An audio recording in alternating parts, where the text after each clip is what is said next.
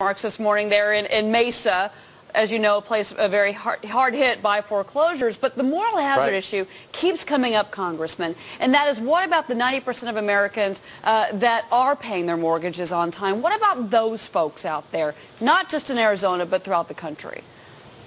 Well, Liz, I think that's a huge issue for us to look at. That 90% is being asked to bail out the 10%. The president made the pitch today that bailing out the 10% will help their neighbors' properties not go down in value. But if you look at this plan, we all want the president to succeed. We all want to reduce the number of foreclosures. But as your own correspondent pointed out, it's extremely complex. It gets the government vastly more involved in the marketplace. It has detailed rules that aren't even announced yet. And I think that will not inspire the kind of confidence that lenders and borrowers need right now. I think it's way too complex.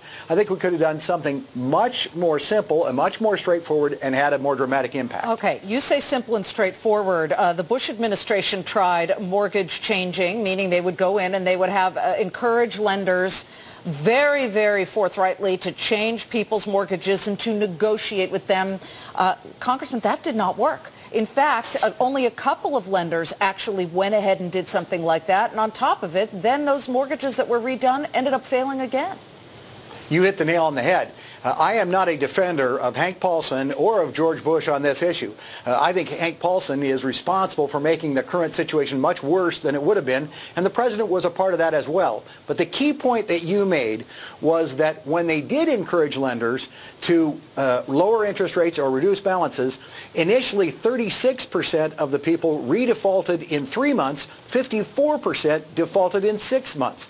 So forcing these loans to be renegotiated by kind of government fiat or by just persuasion, as the Bush administration, doesn't seem to work. I think there are some ideas that would work.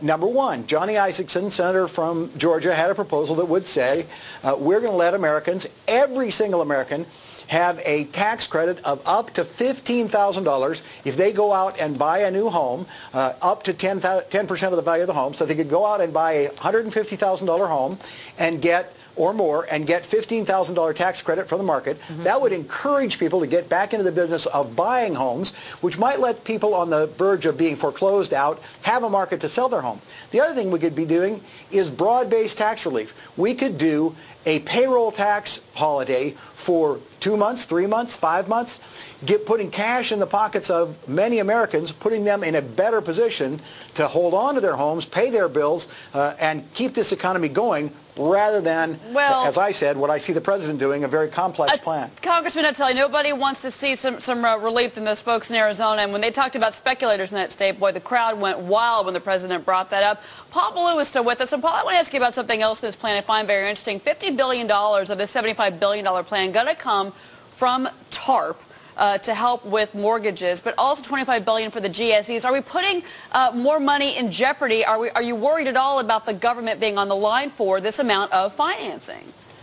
Well, I think if you're asking me, the answer is absolutely. Oh, Congressman, I'm sorry. We also have Paul Ballou with us, so I wanted to go over to Paul real quick. Oh, certainly, and ask Paul his opinion, then we'll get back to you. Well, again, I think the question of the government being on the line, whether it's the deficit or whether it's additional spending or commitment into these sectors, is a question we have to wrestle with. We are injecting and involving a role here that does come at a cost, and certainly the mortgage issue is a big problem. I think the congressman and the president are both trying to get their arms around solutions. There's no easy fix here, but any fix we come up with has to look at the short-term costs as well as the long-term cost, and we are looking at deficits out as far as we can see that will have an impact on the economy and credit markets in the future. Representative, we've got 10 seconds. I need to get your final opinion on what's good in this plan. Try and put that shoe on your foot. Well, I think the good part of the plan is it doesn't reward speculators. It's directed at homeowners, and that's at least one thing that I would agree with completely. Terrific. Good to see you both. Thank you so much, John Shadegg and Paul Ballou. We appreciate all of your comments to help our viewers really understand this.